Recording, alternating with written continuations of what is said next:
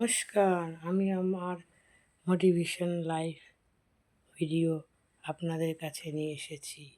আমি আপনাদের সকলকে জানাই আন্তরিক ভালোবাসা, শুভেচ্ছা এবং অভিনন্দন আমার এই মোটিভেশন ভিডিওতে। আমি আপনাদের কাছে কতগুলো গুরুত্বপূর্ণ কথা তুলে ধরতে চাই। সেইগুলো হলো আমাদের সমাজে আজকে যারা নানা রকম কুকার্য করে বেড়াচ্ছেন, তারা এটাই জানে না কর্ম কী, কর্মফল কী। কেই বা কর্মফল দান করছেন, আর তার ফলেই বা কী হচ্ছে।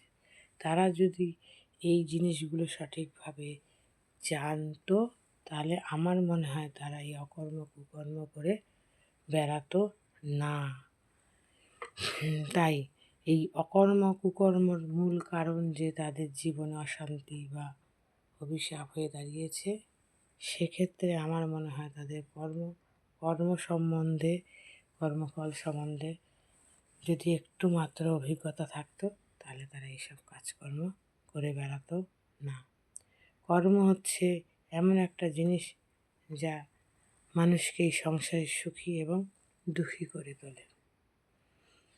এই দেখুন না, একটা মানুষ আমাদের সমাজে দুবেলা দুমুঠো খেতে পাচ্ছে না, আর একটা মানুষ তারা কত খাচ্ছে, কত পড়ছে, কত নষ্ট করছে, কত বিলাসিতা করছে, তাদের জীবনে কত সুখ।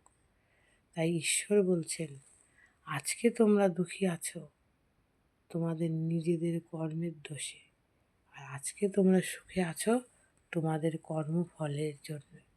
তোমাদের সুকর্মের জন্যই তোমরা সুখী আছো, আর তোমাদের দুষ্কর্মের জন্যই তোমরা দুঃখে আছো।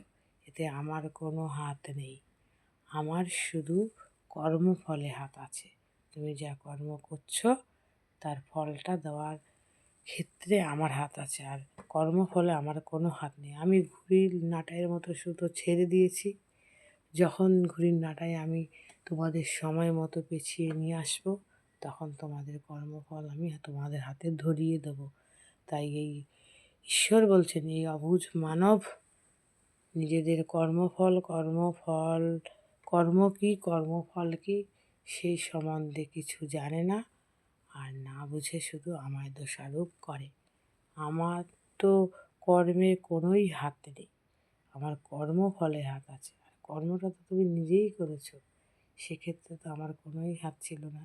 তাহলে তুমি সুখে আছো সেটা তোমার কর্মের দোষে আছো, আর তুমি সুখে আছো তোমার কর্মফলের জন্যই তুমি সুখে আছো। তুমি দুঃখে আছো তোমার কর্মফলের জন্যই তুমি দুঃখে আছো।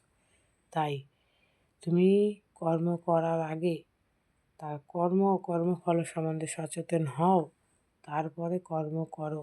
তাহলে তোমার জীবনে দুঃখ কষ্ট কখনো আসবে না। তুমি না বুঝে না শুনে এই কর্ম করে তোমার জীবনে দুঃখ কষ্ট ডেকে নিয়ে আসছো। তাই তুমি আগে সচেতন হও কর্ম কী, কর্মফল কী। তাহলে মনে হয় তোমার জীবনে দুঃখ কষ্ট কখনো আসতে পারবে না। তাই কর্মফল সম্বন্ধে সচেতন হলে সমাজে কারো কোনো দিনও দুঃখ কষ্টে থাকতে হবে না, আর দুঃখ কষ্টে জীবনযাপন করে তাকে কুকর্ম শিকার হতে হবে না। এটাই হচ্ছে আমাদের জীবনের মূল মন্ত্র। কর্ম কী আর কর্মফল কী সেই সম্বন্ধে সচেতন হওয়াটাই হচ্ছে আমাদের জীবনের মূল মন্ত্র। এই মন্ত্র আমরা যদি আমাদের জীবনে উপলব্ধি করতে পারি, তাহলে আমরা সঠিক পথে চলে আমাদের জীবনকে, সমাজকে উন্নতির পথে এগিয়ে নিয়ে যেতে পারবো। এটা আমাদের বিশ্বাস। নমস্কার।